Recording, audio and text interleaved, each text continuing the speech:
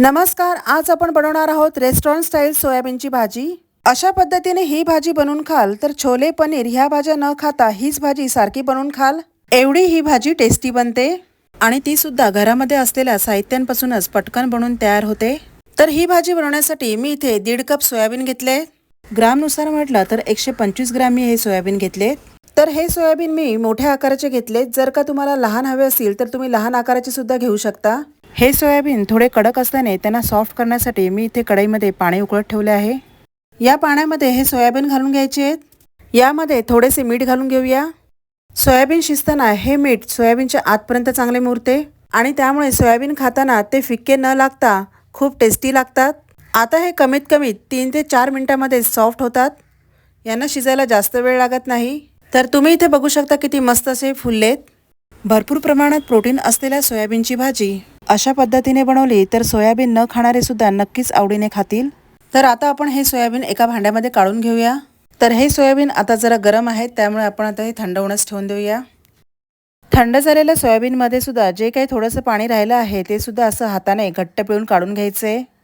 यातील सगळं पाणी काढून हे सोयाबीन दुसऱ्या बाउलमध्ये काढून घ्यायचे। सगळ्या सोयाबीनमधलं पाणी आपल्याला अशा पद्धतीने काढून घ्यायचे।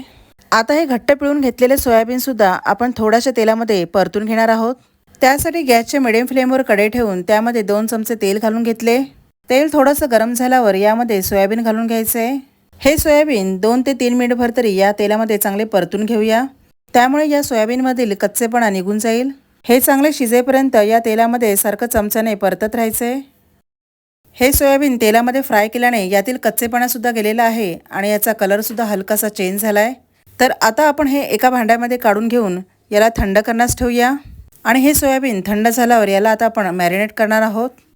सोयाबीन थंड झाल्यावर यामध्ये मी अर्धा चमचा मीठ घालून घेतले। या भाजीमध्ये मीठ हे 3 वेळा घातलेलं आहे, त्यामुळे मिठाचे प्रमाण मी प्रत्येक ठिकाणी थोडे थोडे करूनच घातले। यामध्ये आता 1 वाटी फ्रेश दही फेटून घालायचे। दही हे फ्रेशच हवे, आंबट दही यामध्ये वापरायचं नाहीये। आता यामध्ये 1 चमचा धना पावडर घालून अर्धा चमचा जिरा पावडर घालायचे। त्यानंतर 1 चमचा काश्मीरी रेड चिली पावडर घालून पाव चमचा हळद घालायची। आता हे सर्व चांगलं मिक्स करून घेऊया। मिक्स केल्यानंतर हे 10 ते 15 मिनिटं असंच ठेवून द्यायचे। थोड्या वेळेसाठी हे असंच ठेवल्याने हे सगळे मसाले या सोयाबीनमध्ये ॲब्झॉर्ब होतील। आता या गॅसवर एक कढई ठेवली आहे। या कढईमध्ये 2 चमचे तेल घालून घेतले।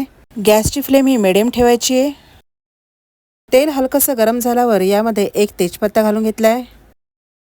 त्यानंतर 1 दालचिनीचा तुकडा घालून 1 चमचा जिरं घालून घेतले। जिरं चांगलं फुलल्यावर बारीक चिरलेले 2 मोठे कांदे घालून घेतलेत।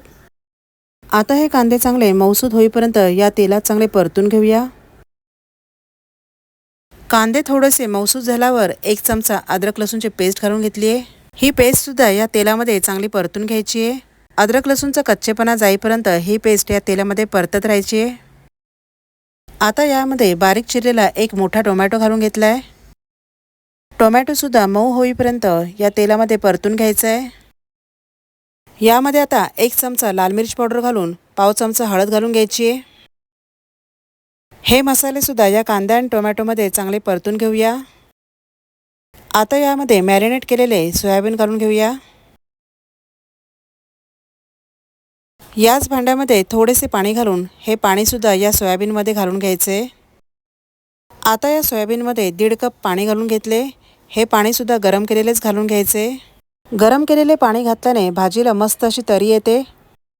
वरून अर्धा चमचा गरम मसाला घालून 1 लहान चमचा मीठ घालून घ्यायचे। आता हे सर्व चांगलं मिक्स करून यावर झाकण ठेवून हे 5 ते 7 मिनिटापर्यंत शिजत ठेवायचे। आता आपण यावरील झाकण काढून बघूया। तर ही भाजी आता चांगली अशी मिक्स करून या भाजीमध्ये जर का पाणी कमी हवं असेल तर ही भाजी थोडीशी आटून घ्यायची आहे। आता वरून बारीक चिरलेली कोथिंबीर घालून घेतली आहे। जर का तुम्हाला यामध्ये कसुरी मेथी घालायची असेल तर ती सुद्धा यामध्ये तुम्ही घालू शकता। तर इथे भाजीला किती मस्त अशी तरी आलेली आहे, तुम्ही बघू शकता। त्याचबरोबर ही भाजी खायला सुद्धा खूप चविष्ट लागते। तर पुन्हा भेटूया अशाच एका नवीन रेसिपीसोबत। धन्यवाद।